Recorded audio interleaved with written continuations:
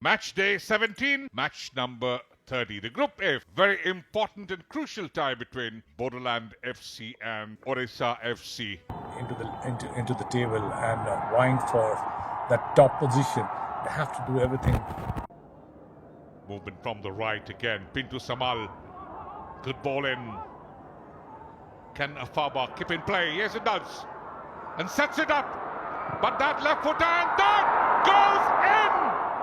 Pungte Lapong! Remember the name. Just 20 years of age.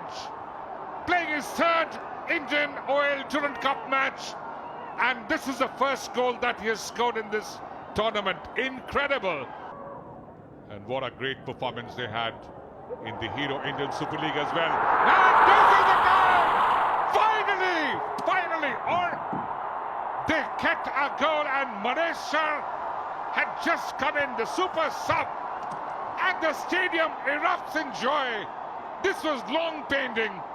And finally some justice done.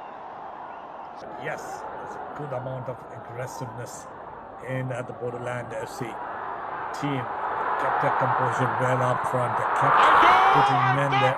The goal! And Manesha and Mbenda joining the attack, and this could be the final goal scored by the Bodoland to develop footballers. And that is the moment of history.